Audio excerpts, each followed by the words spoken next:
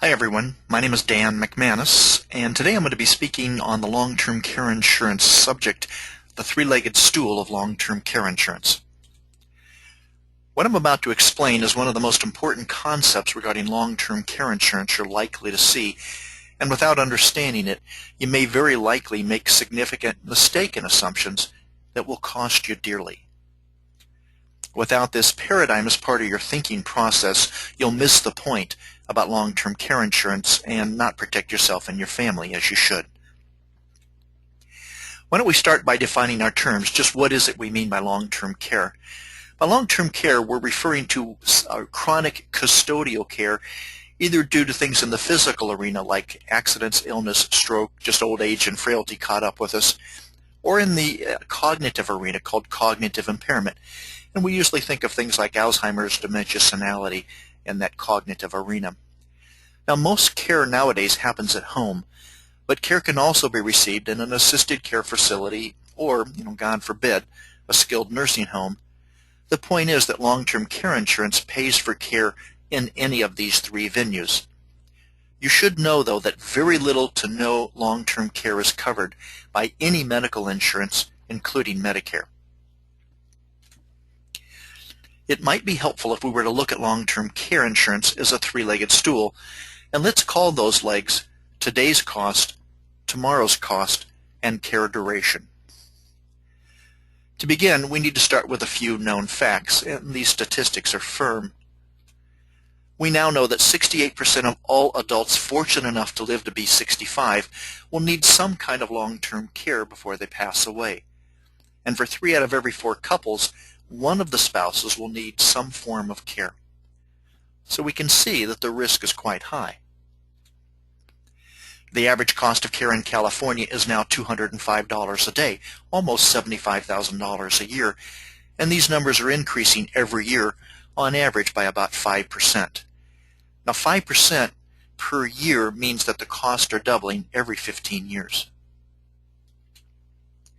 The average length of time that people will need care is between 2.5 to 3 years, but some might go as long as 8 to 10 years, while others may only need 6 months of care, perhaps less. So to summarize, what we've said is that the risk is high, 68% will need care, and that the current costs are exorbitant and increasing every year, but that the length of time care is required varies greatly from person to person. Here's a chart of long-term care costs in the different cities and regions of California.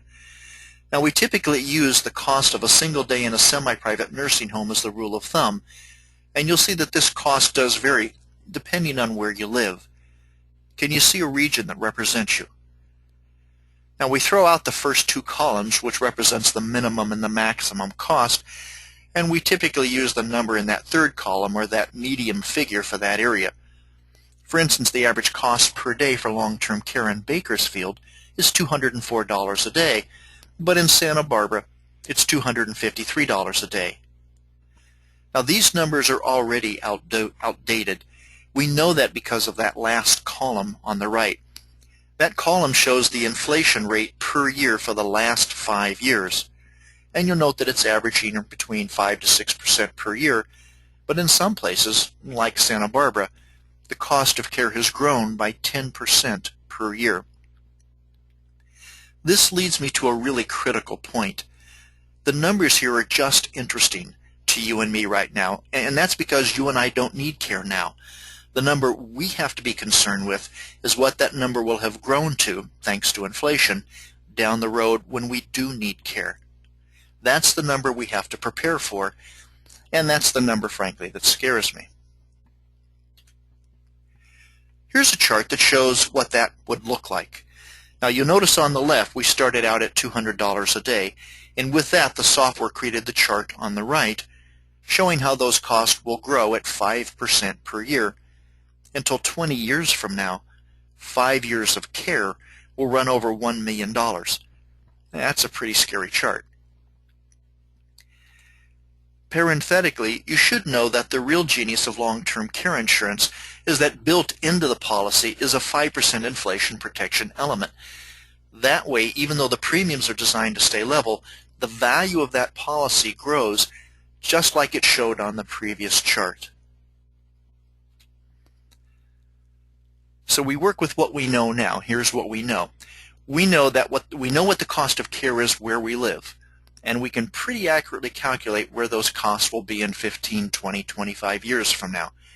And we know we can build into our policy a 5% inflation mechanism that will grow the value of the policy as a solution to the spiraling inflation cost.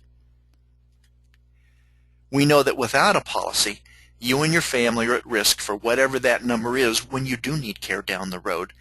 And in 15 years here in California, 1 year of care will run you around $150,000 that year. 3 years of care will cost about $450,000.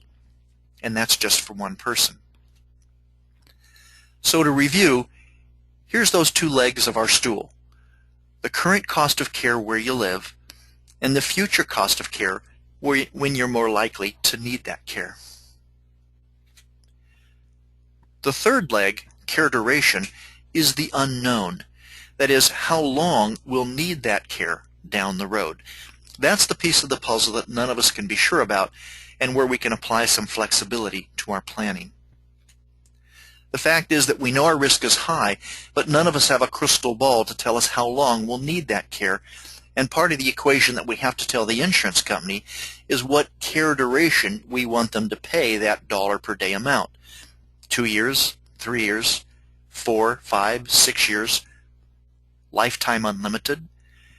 And since premiums are based on both sets of numbers, our best guess will impact what our premiums will be. Here's the key. Why don't we create a balance between how much risk you want to transfer to the insurance company, that is, after all, what insurance is, and what you feel you can comfortably afford. A smart strategy would be to buy a policy that reflects the current cost of care where you live. That's the base. Be sure to include the 5% inflation protection option. Then, let's look at the premium costs for the various lengths of time provided. Again, 2, 3, 4, 5, 6 years, and see what those numbers would look like.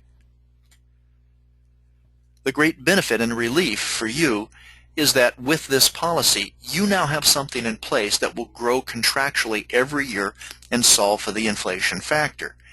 We let the amount of the premiums determine how long the insurance company would be obligated to pay towards your care. In this way, we put the insurance company's money in front of our money, requiring them to pay the earliest years of care, which is the high-risk portion.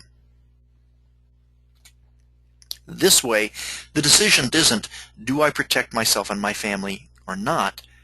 The question now becomes, how much longevity can I afford to purchase?